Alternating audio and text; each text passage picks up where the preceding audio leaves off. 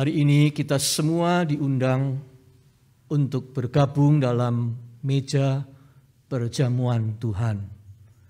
Sebelum pelayanan sakramen dilaksanakan, firman Tuhan, roti kehidupan, akan diwartakan. Oleh sebab itu, mari kita mempersiapkan hati kita menyambut pelayanan firman sekaligus meja perjamuan. Bapa di sorga, kami lapar akan kebenaran. Kami haus akan kasih setiamu. Kami rindu mengecap anugerahmu. Biarlah firman-Mu, firman kehidupan, berbicara ke dalam hati kami, bahkan ikut membentuk bagaimana hidup kami seharusnya. Kami menyambut firman itu dengan hati yang kami buka. Semogalah oleh pekerjaan Roh Kudus, firman yang ditabur boleh bertumbuh dan berbuah. Di dalam nama Yesus, firman Allah yang sejati, kami berdoa. Amin.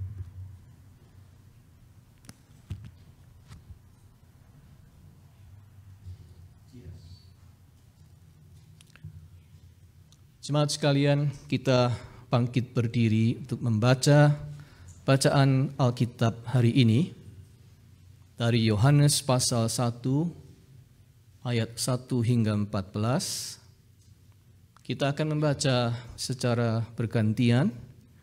Jemaat pria, mari membaca bersama saya ayat ganjil.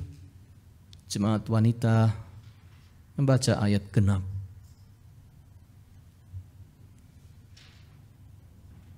Pada mulanya adalah firman. Firman itu bersama-sama dengan Allah, dan firman itu adalah Allah.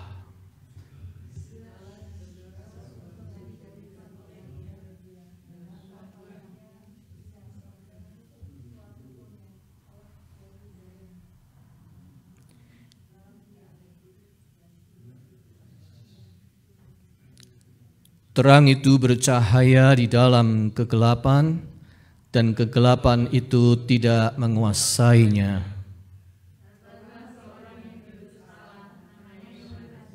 Ia datang sebagai saksi untuk memberi kesaksian tentang terang itu, supaya oleh Dia semua orang menjadi percaya.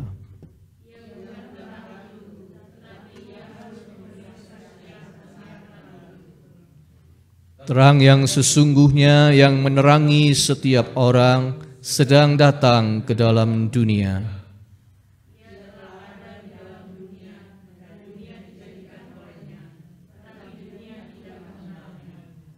Ia datang kepada milik kepunyaannya, tetapi orang-orang kepunyaannya itu tidak menerimanya.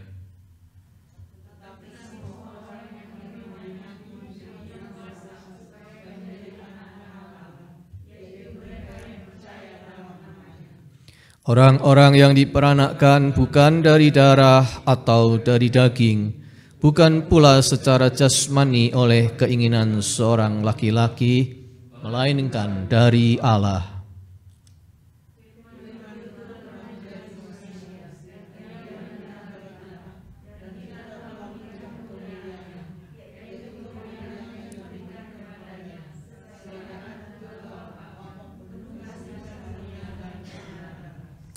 Yohanes memberi kesaksian tentang Dia dan berseru katanya, "Inilah Dia yang kumaksudkan ketika aku berkata, kemudian daripadaku akan datang Dia yang telah mendahului aku, sebab Dia telah ada sebelum aku." karena dari kepenuhannya kita semua telah menerima kasih karunia demi kasih karunia. Sebab hukum Taurat diberikan oleh Musa, tetapi kasih karunia dan kebenaran datang oleh Yesus Kristus. Tidak seorang pun yang pernah melihat Allah, tetapi anak tunggal Allah yang ada di pangkuan Bapa, dialah yang menyatakannya. Demikianlah pembacaan Alkitab. Berbahagialah kita yang mendengar firman Allah dan melaksanakannya.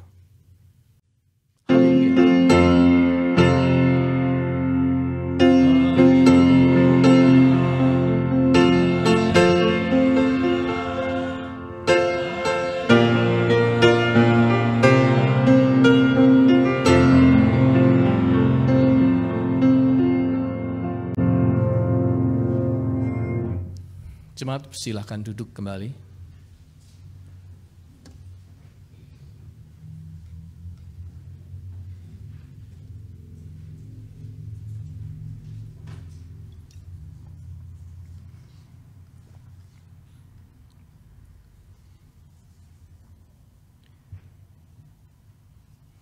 Saudara sekalian, kita ini selalu mencari atau minimal tertarik, terpesona pada sosok pribadi yang inspirasional, yang mampu memberi inspirasi kepada kita.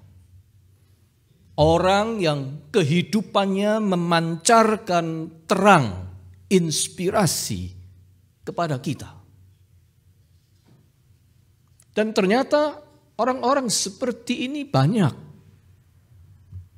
Ada pria, ada wanita. Tua ada, yang muda belia pun ada. Ada rohaniwan, ada kaum awam. Ada businessman atau businesswoman. Ada pekerja keras. Ada seniman yang berbakat, dan juga ada olahragawan atau atlet. Orang-orang yang hidupnya memberi inspirasi kepada orang lain. Ada yang tokoh-tokoh populer, tapi juga tidak jarang hanya orang-orang biasa saja.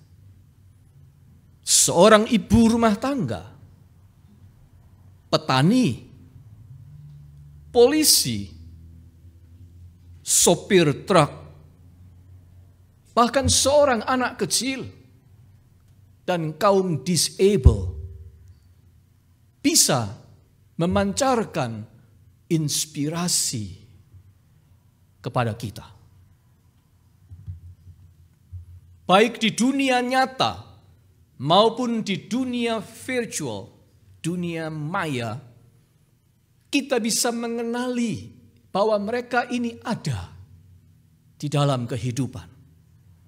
Kita bisa belajar dari mereka. Kita bisa mendapat terang, inspirasi dari mereka. Apalagi ketika sekarang kita sedang menapakkan langkah di tahun yang baru, tahun 2022 ini. Kita membutuhkan tuntunan inspirasi yang mencerahi, yang menyemangati, dan yang membekali kita.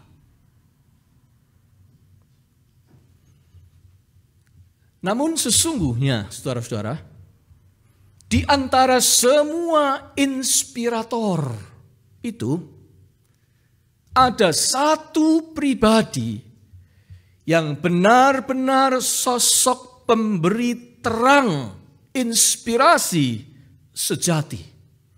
Karena dia adalah terang itu sendiri. Di dalam dirinya hanya ada cahaya, terang, light. Kegelapan tidak sanggup menyentuhnya sedikit pun. Oleh sebab itu ayat 5 berkata, terang itu bercahaya di dalam kegelapan, dan kegelapan itu tidak menguasainya. Jika kita bersedia, berjuta-juta inspirasi bisa kita peroleh darinya. Dia itu ibarat matahari inspirasi. Dia manusia, sama seperti kita. Tetapi dia juga setara dengan Allah sendiri. Itu sebabnya dia juga berbeda dengan kita semua. Keseluruhan dirinya adalah harta karun inspirasi. Dia sumber inspirasi yang tiada tara bagi kita. Namanya adalah Yesus. Saudara sekalian, selama bulan Januari ini, kita akan menuai inspirasi darinya. Terutama mengenai hal-hal yang dilakukannya pada awal mula pekerjaannya di bumi ini. Oleh sebab itu tema kita pada bulan Januari ini adalah pada mulanya. In the beginning. Pada mulanya siapa dirinya? Pada mulanya mengapa dia dibaptiskan? Minggu depan kita akan bicara. Pada mulanya mujizat apa yang dibuatnya? Minggu ketiga kita akan membicarakannya. Pada mulanya pengajaran apa yang disampaikannya? Minggu keempat Januari kita akan membicarakannya.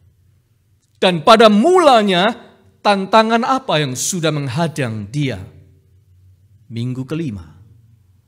Jadi ada 5 hari minggu di mana kita melakukan perenungan tentang pada mulanya yang sehubungan dengan pribadi yang satu ini, Yesus. Hari Minggu ini kita mulai dengan pada mulanya siapa dia ini. Pada mulanya siapakah dia? Injil Yohanes menjawab tegas.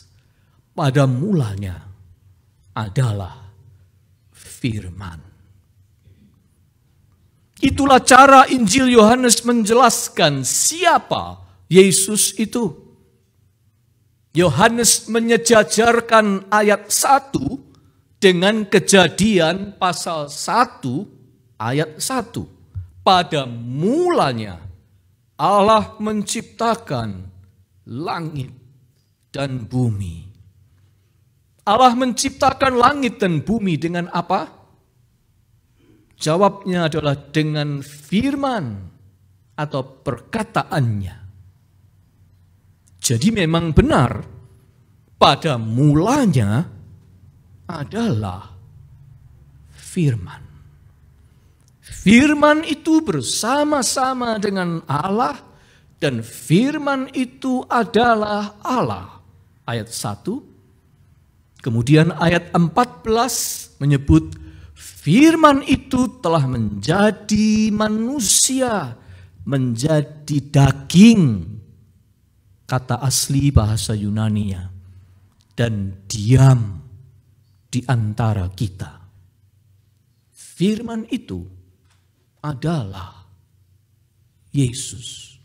Pada mulanya adalah firman. Nah, Yesus yang pada mulanya adalah firman ini memberi terang inspirasi yang paling utama kepada kita. Ketika kita memasuki tahun yang baru ini, inspirasi apa? Pertama-tama, harus dikatakan bahwa benar sekali, so true. Segala sesuatu sebenarnya memang dimulai dari perkataan, word. The whole world came from a single word. Ucapan atau perkataan itu membuat sesuatu happens, bukan? Ucapan kita menjadikan sesuatu tercipta, jadi ada. Karena diucapkan, lalu jadi ada. Dari mana sebuah pernikahan dan kehidupan berkeluarga terjadi? Bukankah bermula dari sebuah ucapan, I love you, yang kemudian berlanjut dengan ucapan janji atau sumpah pernikahan. Dari word yang diucapkan, lahirlah bahtera rumah tangga. Dari mana sebuah perjalanan traveling berlangsung? Seperti yang suka dilakukan oleh Robert dan Tejo. Traveling. Pasti semula ada yang mengucapkan, ayo kita pergi ke situ. Ada word diucapkan, lalu sesuatu happen. Dari mana sebuah pertengkaran atau permusuhan berlangsung? Pasti dimulai ada perkataan yang menusuk hati. Pasti ada. Dari situlah mulainya. Bagaimana bisa ada hati yang berbunga-bunga? Pasti ada kata-kata pujian yang terdengar sejuk di telinga. Lalu hati berbunga-bunga tercipta. Saudara sekalian, ketika sebuah gagasan dituliskan, sebuah sumpah diucapkan, sebuah kontrak perjanjian diteken, sebuah niat diutarakan, sebuah perasaan diekspresikan dalam kata-kata, words, semuanya akan diikuti oleh konsekuensinya masing-masing sesudah itu.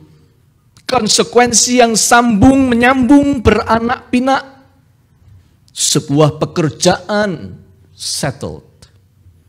Sebuah rumah tangga terbangun. Sebuah perusahaan berdiri. Sebuah hubungan relationship tercipta. Dan seterusnya. Dan itu dimulai dari mana? Dimulai dari kata-kata. Pada mulanya adalah kata. Pada mulanya adalah firman. Your words have power. Speak words that are kind, loving, positive, uplifting, encouraging, and life-giving. Because your words have power to create your life, to shape your life. Prinsip ini adalah kebenaran universal. Kapan saja, di mana saja. Pada mulanya adalah firman. Tetapi sejujurnya, prinsip ini sering tidak berlaku sepenuhnya. atau malah sepertinya tidak berlaku dalam kehidupan kita. Karena kita tidak sama dengan Yesus. Ucapan kita broken. Perkataan kita banyak kali kosong. Tidak sanggup membuat sesuatu menjadi ada. Tidak mampu menciptakan perubahan apa-apa. Mengapa? Mengapa words kita have no power? Banyak sebabnya. Bisa karena ucapan kita hanya lip service, belaka. Hanya sweet talk. Tidak punya power. Cuman basa-basi. Ucapan kita tidak dimaksudkan sesungguhnya. Atau karena kata-kata kita meluncur terlalu cepat tanpa didahului oleh sebuah kesadaran akan arti dan konsekuensinya. Bisa juga karena ketika itu mood kita baik. Dan waktu mood kita baik, ucapan kita manis, membikin orang mabuk kepayang. Tapi begitu mood kita berubah, janji kita pun kosong terbang melayang. Sumpah kita sekarang gampang menjadi sampah. Ucapan kita tidak dapat diandalkan. Kemarin kita berucap mau begini, hari ini sudah lenyap, tidak ada sisanya. Perkataan kita ini cacat, broken. Perkataan kita suka berhenti di tengah jalan, tidak berlanjut dengan tindakan. Itulah bedanya kita dengan Yesus. Di dalam Yesus, firman atau kata-kata selalu sinkron dengan tindakan. Dia mengatakan apa yang diperbuatnya dan dia melakukan apa yang dikatakannya. Perkataannya, firmannya, dan tindakannya satu utuh. Dia adalah pribadi yang walk the talk. Dia menjalani apa yang dia katakan. Walk the talk. Dari permulaan berupa firman, dirinya mengaplikasikan itu sampai firman itu benar-benar menjadi manusia, menjadi daging konkret. Dan perjalanan dari firman menjadi daging itu perjalanan yang panjang. A long walk from heaven down to earth. Perjalanan pemenuhan janji. Perjalanan membuat sesuatu benar-benar terjadi. Sebab sekali Allah berfirman, itu tidak pernah hampa dan tidak pernah kembali dengan sia-sia. Firman Allah itu mengerjakan sesuatu powerful. Sampai jadi firman itu menjadi daging. Itulah Yesus. Perkataannya dan tindakannya satu utuh. Itu yang membuat words-nya powerful. Saudara sekalian, Kalau dipikir-pikir, mengapa dunia ini rusak? Mengapa banyak hubungan di antara manusia retak? Sejujurnya, karena perkataan kita broken. Mengapa kehidupan orang banyak yang berantakan? Jawabannya karena ucapan mulut manusia banyak rusaknya. Kita memulai aktivitas kita dengan keluh kesah dan ucapan sampah. Atau kalau kita memulainya dengan perkataan yang baik, itu tidak dibuktikan, tidak ditopang dengan tindakan selanjutnya. Kosong. Omong kosong. Ucapan manusia seringkali tidak berbobot sebuah komitmen. Janji diingkari, janji dilupakan. Manusia memakai mulutnya bukan untuk kebaikan, melainkan untuk membual, untuk menyiasati, untuk membuli, untuk menyakiti, untuk menipu, untuk memaki, untuk mengkhianati, dan menyumpahi. Lama-lama itu mendesain sebuah kehidupan. Apa yang kita ucapkan itu mendesain sebuah kehidupan. Karena apa? Karena semuanya bermula dari ucapan mulut. Ingat, pada mulanya adalah firman.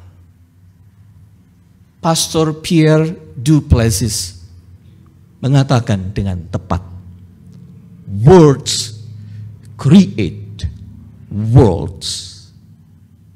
Words create worlds. Dunia kita ini dicipta oleh kata.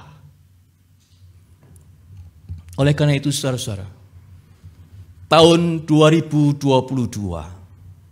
layak kita mulai dengan ucapan yang baik. Dengan perkataan yang sehat dan membangun. Tahun ini layak kita mulai dengan firman Tuhan. Seperti hari ini kita bersekutu untuk memulai tahun baru dengan firman. Dengan puji-pujian kepada Tuhan. Mulai dengan ungkapan syukur. Mulai dengan doa yang penuh pengharapan. Sekalipun ada banyak tanda tanya di depan sana. Tapi tahun ini layak dimulai dengan perkataan-perkataan yang membangun iman dan kekuatan. Dengan salam yang membangun rasa persaudaraan kita. Pokoknya, mari kita awali dengan menabur ucapan-ucapan berkat. Sebab ucapan-ucapan berkat itu mengerjakan sesuatu dalam hidup kita. Jangan meremehkan ucapan bibir ini. Banyak perkara dimulai dari sini. Tetapi selanjutnya, yang lebih penting lagi saudara-saudara, adalah bagaimana kita belajar dan berusaha untuk walk the talk seperti Yesus. Para psikolog menganjurkan sebuah sugesti yang kemudian banyak diadopsi oleh para motivator kalau menasehati orang. Sugesti itu adalah kalau Anda mau sesuatu yang baik terjadi di dalam hidupmu, kalau Anda menginginkan sesuatu yang baik, lakukan 3 hal ini. Dream it, Say it and do it. Setiap hari, every day, mimpikanlah itu. Lalu ucapkanlah itu. Dan lalu lakukan sesuatu untuk mencapainya. Tidak salah. Sugesti ini benar. Semua orang yang berhasil di dalam bidangnya masing-masing adalah orang-orang yang berjuang dan bekerja keras untuk walk the talk. Melakukan apa yang dikatakannya. Saudara sekalian, kita pasti berharap terjadi perubahan menuju ke arah yang lebih baik di tahun 2022 ini. Tetapi serentak, mari kita juga menyadari bahwa ada perubahan-perubahan yang sangat ditentukan oleh kesediaan kita untuk memfollow up ucapan-ucapan kita sendiri dengan tindakan nyata. Meskipun itu mulai dari yang paling kecil dan sederhana. Resolusi yang muluk-muluk pada tahun baru, kalau tidak dilaksanakan, juga percuma, bukan? Tidak akan ada yang berubah. Kecuali kita walk the talk. Sebaliknya, sebuah tekad sederhana, tetapi diikuti dengan tindakan yang konkret, pasti akan membuahkan hasil. Saudara sekalian, jika ada yang harus dibenahi dalam diri kita, menurut saya salah satunya adalah dalam soal ini. Kita harus membenahi diri untuk membuat ucapan bibir kita sedekat mungkin dengan tindakan kita. Walk the talk. Tanpa itu, tidak akan ada perubahan yang berarti. Kita memang bukan ahlinya walk the talk. Tetapi Yesus adalah pribadi yang sempurna untuk itu. Dan Yesus itu berjalan bersama dengan kita. Ingat itu. Dia pasti menolong kita. Orang yang rindu untuk walk the talk akan dibantunya. Sebab dia adalah pribadi yang fully 100% walk the talk. Firman-Nya akan menjadi pelita bagi kaki kita dan terang bagi jalan kita.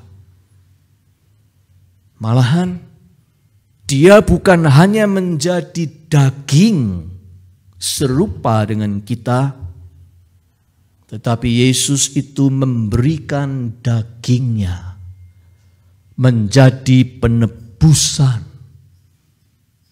atas dosa-dosa dan kegagalan kita. Kita yang adalah broken people, tetapi Yesus yang dagingnya dicabik, dirobek, broken, supaya terang dari surga masuk bersinar dalam kehidupan kita melalui celah-celah kerobekan daging Yesus. Dan sekaligus kerusakan-kerusakan kita menjadi jalan bagi anugerah Allah bagi kita. Jadi, wahai broken people, jangan berputus asa selama Yesus bersamamu. Cara terbaik untuk memulai perjalanan 2022 adalah memulai dengan Yesus dan terus berjalan bersama dengan Yesus. Selamat tahun baru. Yesus beserta kita semua. Amin.